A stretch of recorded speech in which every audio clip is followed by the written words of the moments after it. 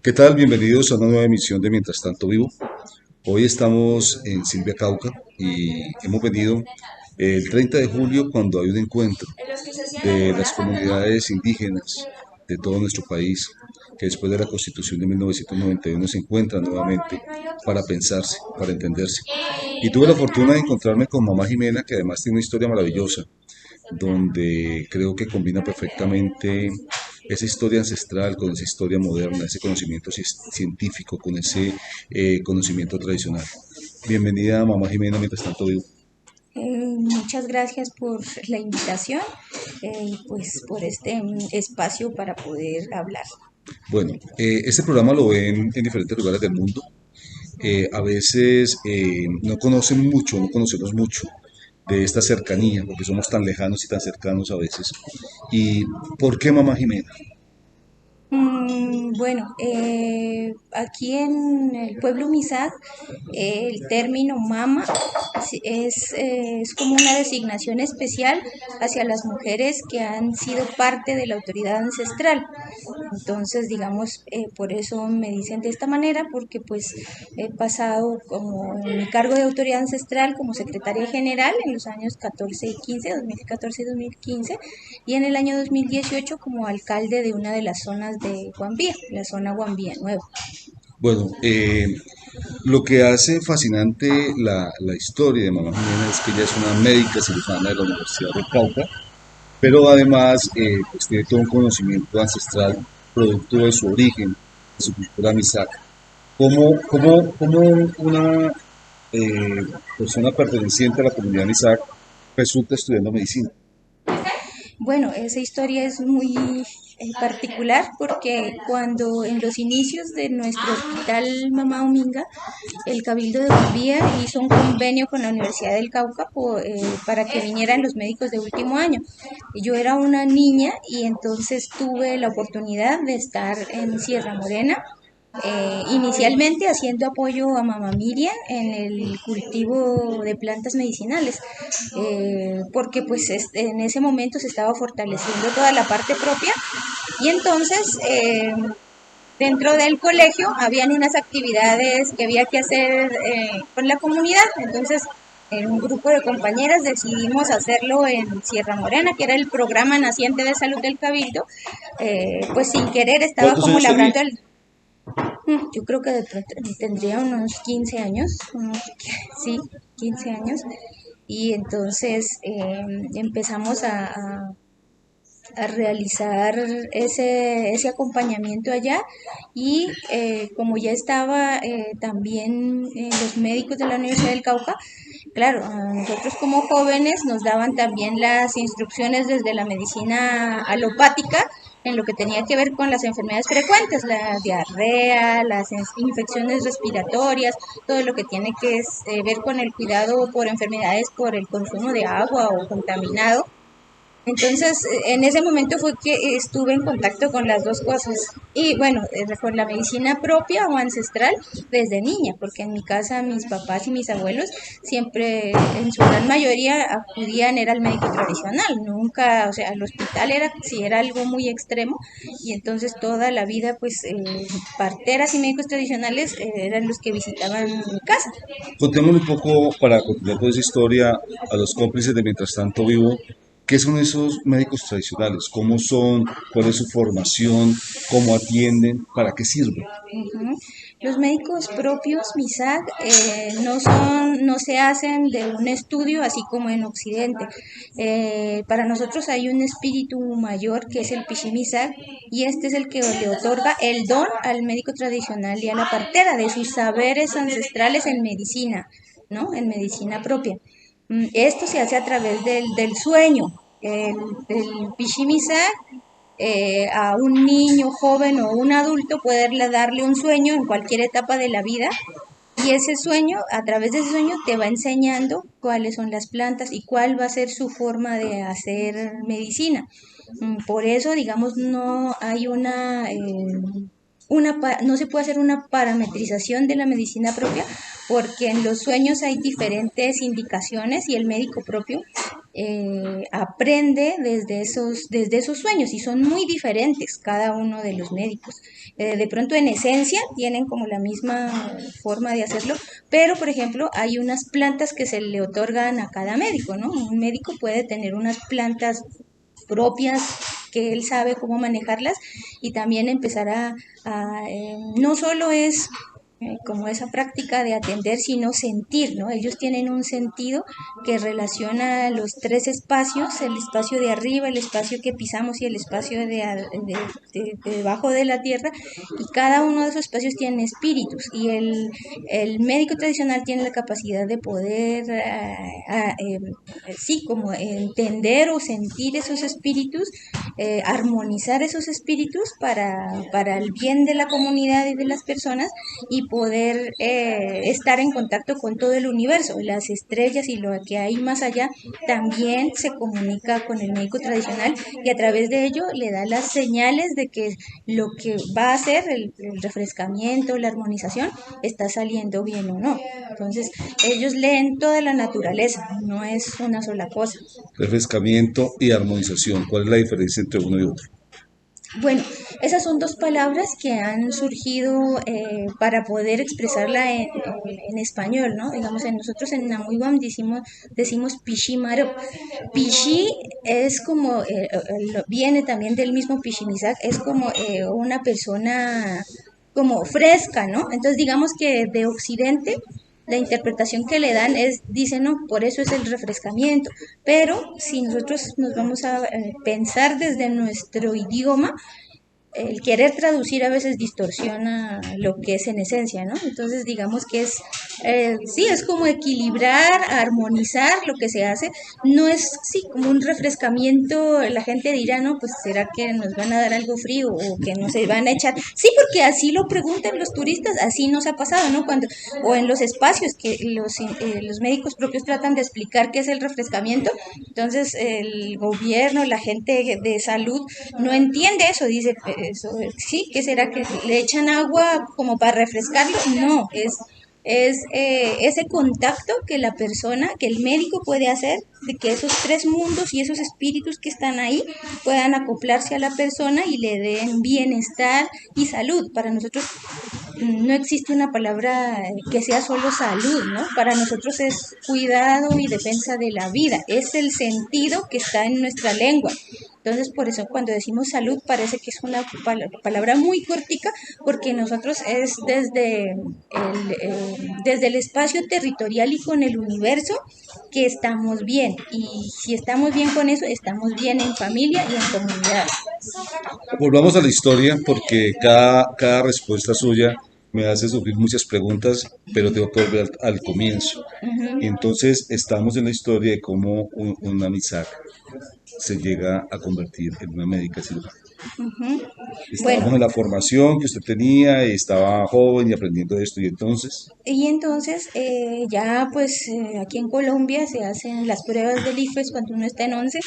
Entonces pues viendo a los médicos alopáticos que estaban en Sierra Morena, empecé a pensar y a ver cómo se le dificultaba a nuestra gente entender lo que el médico quería decirle en su atención, ¿no? Sobre todo desde la salud alopática.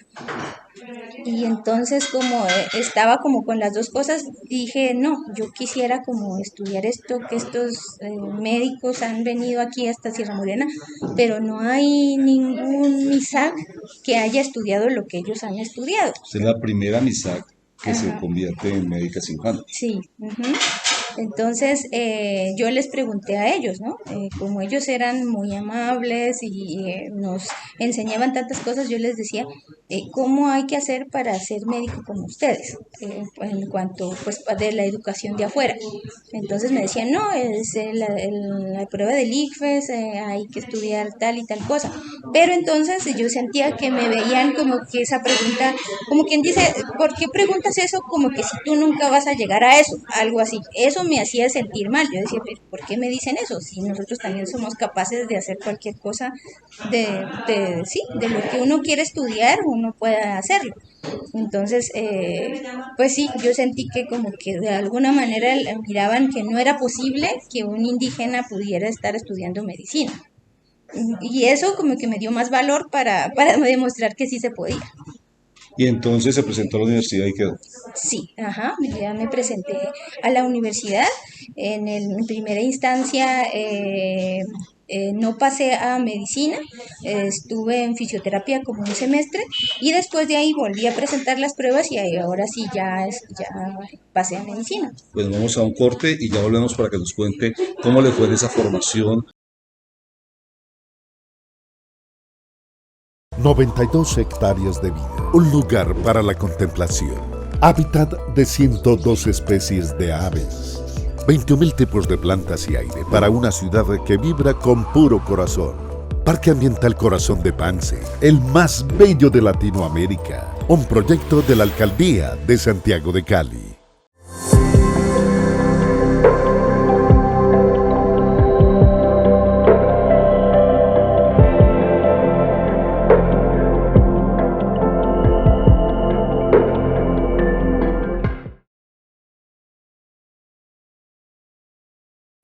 Y estamos con mamá Jimena aquí mientras tanto vivo conversando acerca de su historia. Una historia fascinante ya que ella es de la comunidad Misak y es la primera mujer y la primera persona además que logra estudiar medicina homeopática con todo un conocimiento ancestral que lleva en su vida. ¿Cómo le fue en la universidad? ¿Cómo la veían sus compañeros? Y cuando usted les explicaba la forma como usted la habían tratado durante su vida, unos médicos distintos a los que ellos estaban acostumbrados, ¿cómo le fue en esa etapa de su vida? Bueno, en primera instancia, pues en el primer semestre es difícil siempre salir del territorio y estar sin su familia.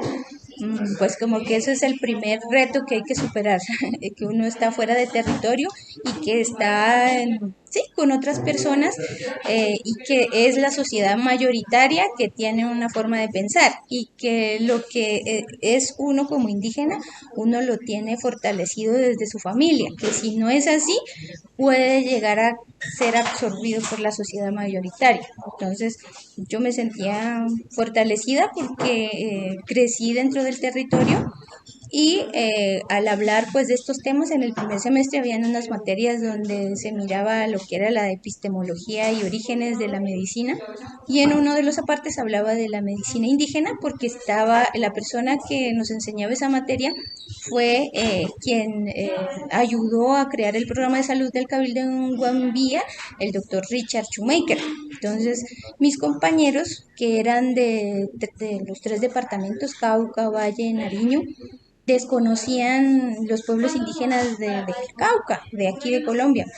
Yo me presentaba como indígena y ellos preguntaban, sí, que cómo era eso. Yo igual, hablaba bien el español, no había dificultad, pero entonces ellos así como que decían, bueno, igual yo tenía que estar vestida de otra forma en la clase y entonces se asombraban de que yo hablara bien el español, de que hubiera estado, pues que hubiera entrado a estudiar medicina y que en ese tipo de materias siempre me iba muy bien, ¿no? Porque digamos que en esos primeros semestres se recogía o se hacía ensayos sobre eso y me preguntaban, pero ¿por qué te va bien en eso? Entonces yo les explicaba a los compañeros, no, es que yo soy indígena y lo que está diciendo el profesor yo lo entiendo porque yo lo vivo así.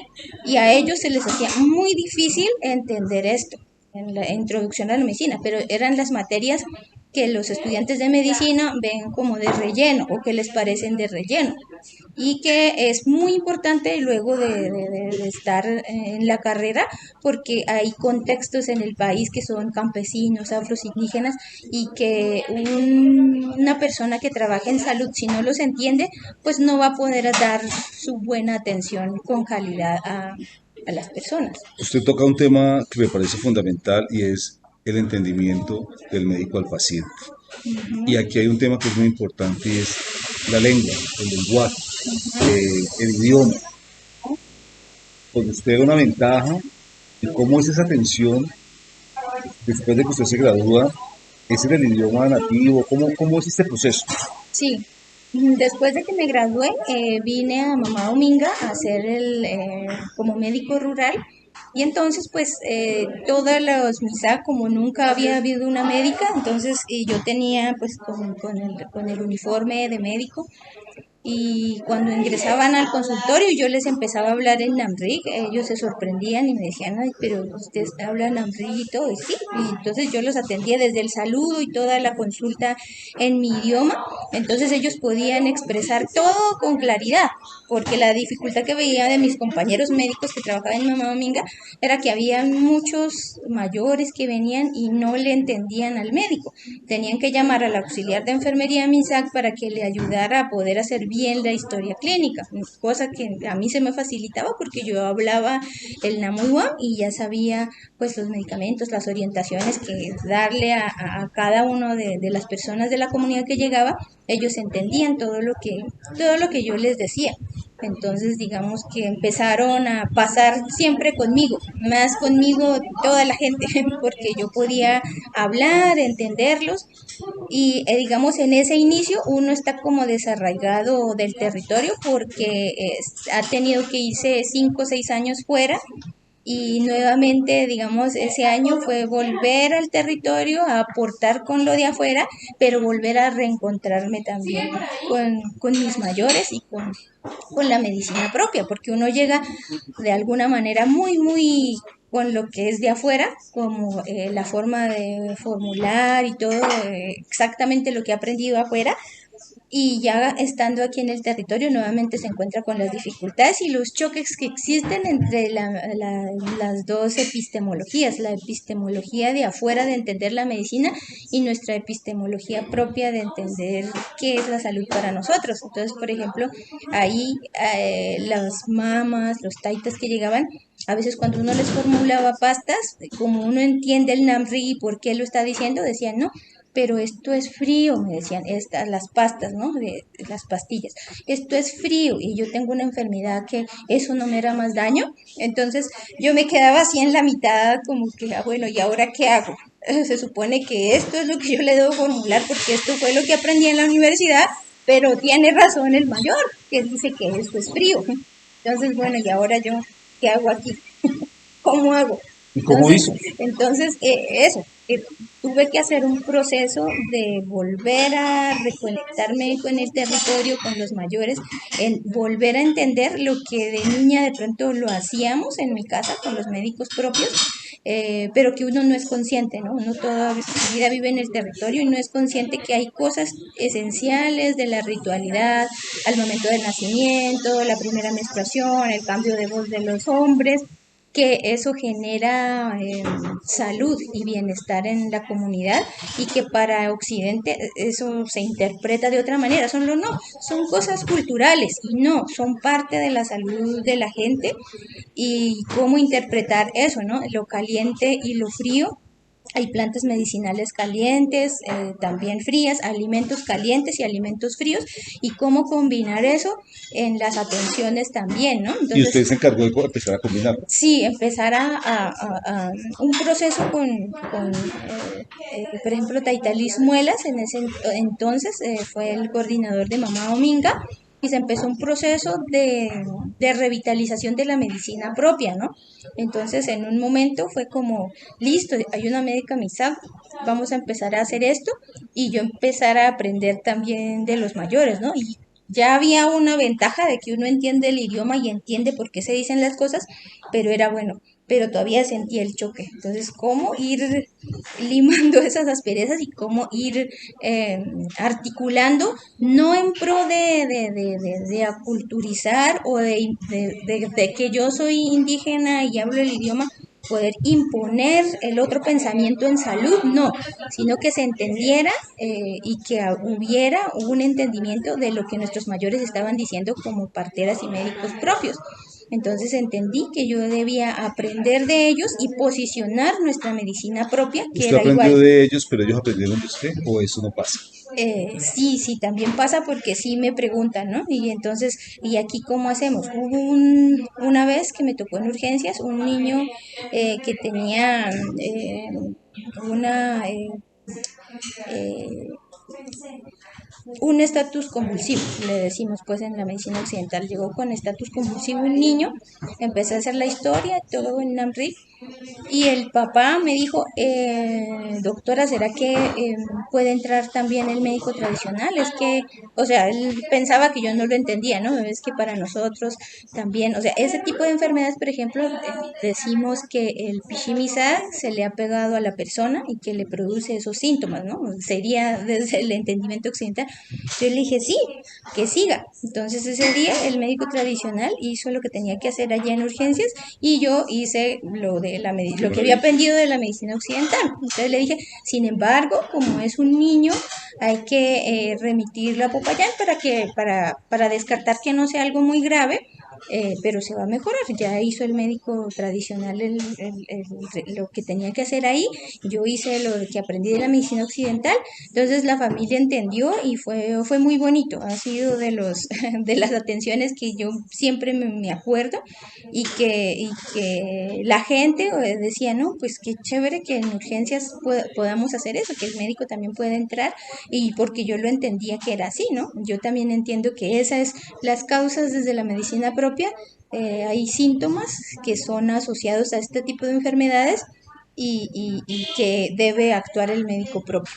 Entonces fue muy bonito y la gente, la persona, la familia quedó muy agradecida o sea, y se siente la diferencia de que me está entendiendo lo que yo le estoy diciendo, porque si se lo dijera a un médico alopático normal, le va a decir, ay, no, no, qué pena, pero no se puede, no se puede, déjemelo aquí, que está en mis manos, ya están urgencias y soy responsable de este paciente y no me le dé otras cosas, no me le dé otras aguas porque usted me lo complica, porque eso es lo que ocurre un médico alopático, pues normal, ¿no?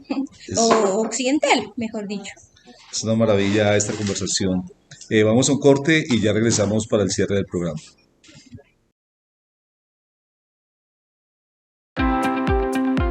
La Mayabiel de Cali se transforma. 90.000 millones de pesos serán invertidos en la rehabilitación de 400 kilómetros de vías principales y locales. 73 barrios caleños serán beneficiados y 38 de ellos contarán con una intervención integral de sus vías. Estas son obras de puro corazón.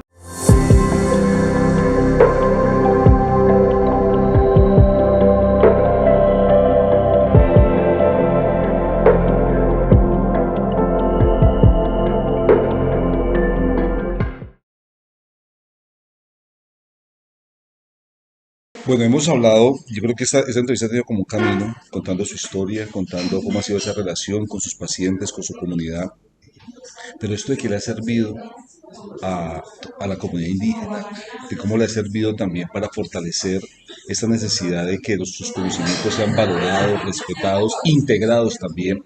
Ustedes tienen como una fundación alrededor de una asociación, perdón, alrededor de la salud, y cómo esto también se ha visto impactado por tener una persona MISAC siendo médica cirujana.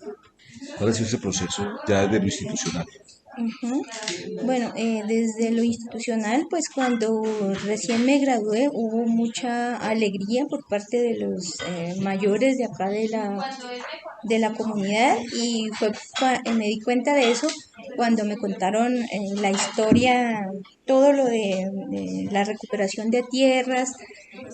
Toda esa historia está ligada al Hospital Mama Ominga y a todos los profesionales MISA que existimos en la actualidad, porque era una visión de nuestros mayores desde que empezó toda la lucha, desde los 40, 50, 60, de que nosotros teníamos esa capacidad y la sociedad mayoritaria no lo veía así, como nosotros éramos minoría y teníamos que seguir subyugados y tratados como salvajes, cuando nosotros teníamos toda la capacidad de ser, como lo decían en esta cumbre, tener nuestra autonomía y nuestros gobiernos propios que siempre han existido ancestralmente, y como la salud, la educación, nosotros también teníamos o tenemos unas estructuras propias que nosotros fortalecemos o que la conservamos por la tradición oral.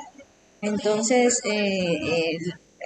ellos soñaron que en algún día los MISAC tuvieran sus propios espacios, así como escuelas, hospitales, que los docentes fueran MISAC, que las personas que atendían la salud también fueran MISAC.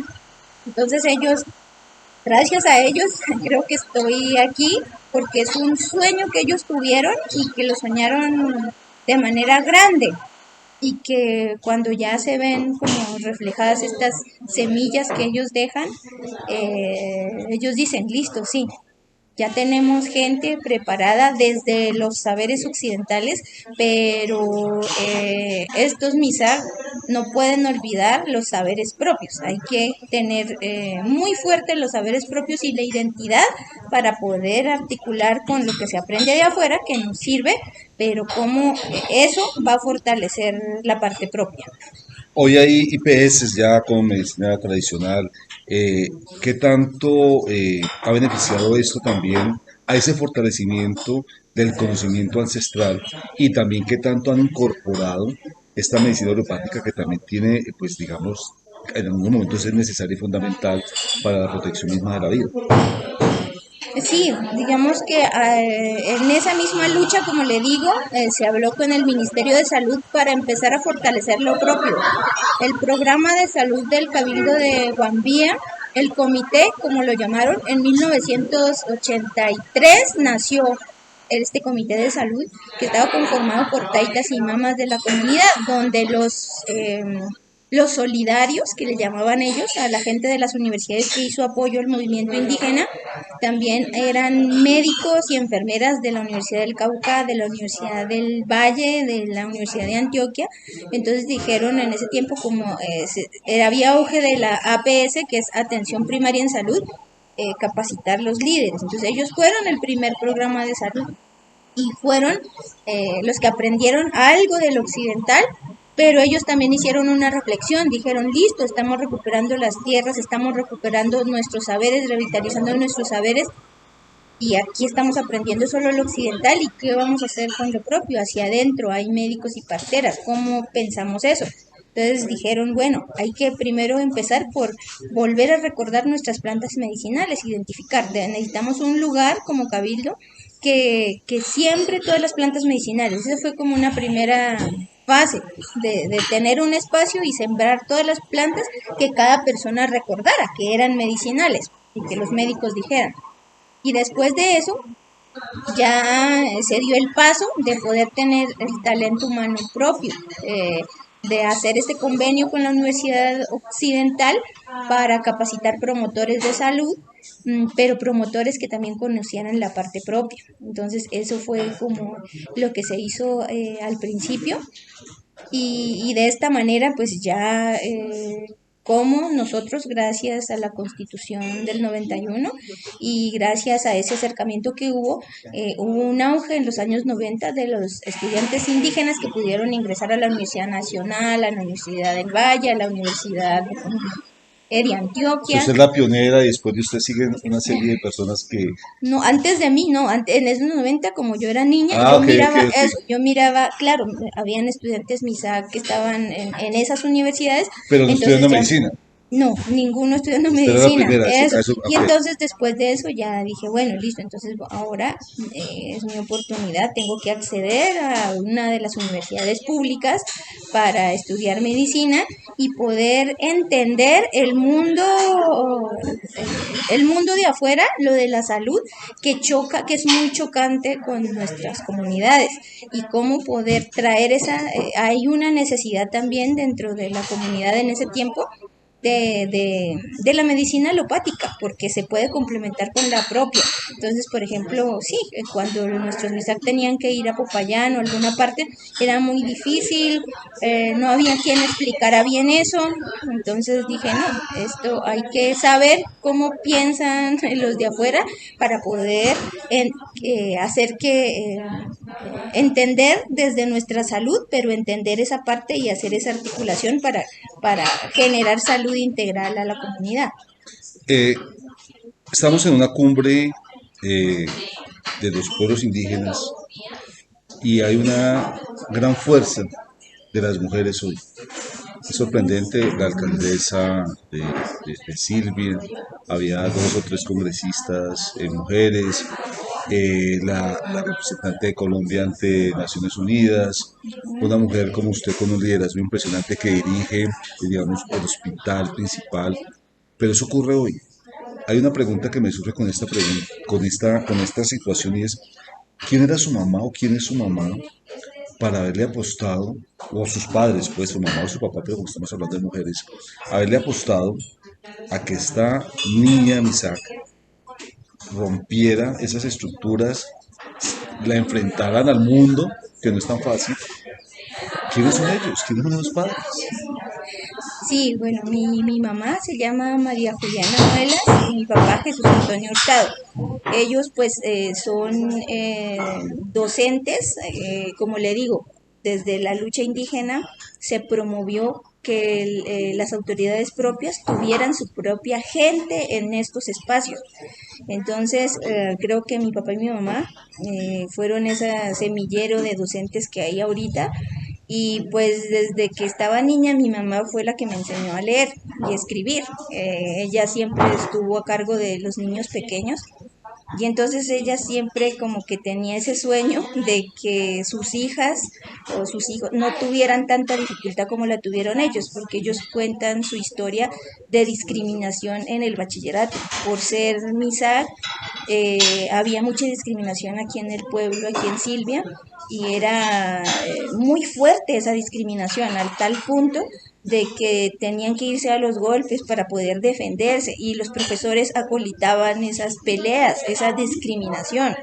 Entonces, pues me parece que ellos, junto con otras personas, por ejemplo, mi papá estuvo también estudiando con Taita Lorenzo Almendra, él fue representante de la Cámara, y como ellos dos eran los únicos MISAC que estaban en ese colegio y tenían que defenderse de los compañeros de aquí del pueblo, porque y ganarse el respeto a punta sí, de la fuerza física. Hoy el respeto se gana con el conocimiento. Sí, ajá, y entonces, claro, y mi mamá también, ¿no? Como tuvo, sí, estar como supeditada a lo que dijeran las demás. Mi mamá es muy callada, pero dijo, no, todos nosotros somos capaces, nosotros soportamos eso y nos hicimos docentes para enseñar a más niños MISAC a sí, para que los demás niños MISAC también tengan esa oportunidad de formarse académicamente y que sea para el servicio de nuestra comunidad. Entonces yo creo que desde ahí me nace a mí que yo no debo irme, que yo debo ir, estudiar y venir a apoyar a la comunidad, porque aquí es donde me necesitan. Si yo me quedo por fuera, pues hay muchos profesionales por fuera, pero el ideal de nuestros mayores es que nosotros estemos acá y seamos ese apoyo para la comunidad. Resulta admirable ese punto, era mi pregunta de cierre, pero se me adelantó y está muy bien, y es, usted decide quedarse en su territorio, estar con su gente, apoyar a su gente, administra el hospital de su gente, en el mundo la reconocen, la invitan a conferencias diarias, o sea, no hay que salir para tener el reconocimiento, pero es una apuesta que es propia de su cultura, ¿no? Es un tema como de la hermandad y del amor a la tierra. Sí, nosotros siempre en el manifiesto guambiano dice Ibe ni Muingan y ni Merengucha. Nosotros somos personas que algo que nosotros pensamos no es solo para los MISAC, sino como para todos. Entonces era eso, ¿no? O sea, tenemos desde ese pensamiento colectivo, nosotros no podemos pensar individualmente y desde el egoísmo, ¿no? Pues cosa que nos enseña el sistema educativo que existe y el sistema de salud existente está desde esa parte, ¿no? Que nosotros compitamos entre nosotros y no seamos solidarios, o sea, todo nos lleva a competir con otro y así es el mundo del trabajo y el mundo académico es así.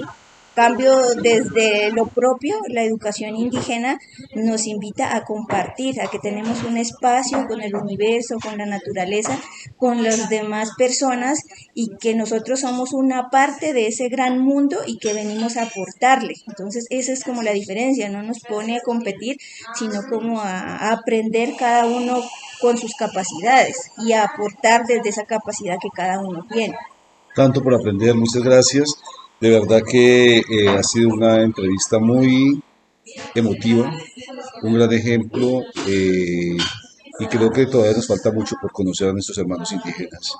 Y creo que acercamientos y experiencias como la que usted ha hecho, pues de alguna forma van cortando esa brecha. Muchas gracias por haber estado aquí mientras tanto vivo. Muchísimas gracias a usted por la invitación y pues agradecerle a todas las personas a las que llega este medio y poder visibilizar estos procesos propios que tenemos los pueblos indígenas y que nos llaman a la hermandad y que, digamos, desde lo local, desde este contexto local, podemos hacer aportes a nivel mundial, porque desde lo que nosotros pensamos y sentimos, podemos hacer ese apoyo a la humanidad, cosa que ha pasado con la COVID-19, que nuestros médicos ancestrales y propios hicieron toda la ritualidad, no solo para nosotros, para alejar ese espíritu de la pandemia, sino para toda la humanidad. Muchas gracias por haber estado mientras tanto vivo y a nuestros cómplices pues tendremos una nueva cita aquí en este espacio para conocer personas tan maravillosas como que nos ha acompañado hoy a través del camino del conocimiento interior y cómo este conocimiento puede servir a los demás. Hasta pronto.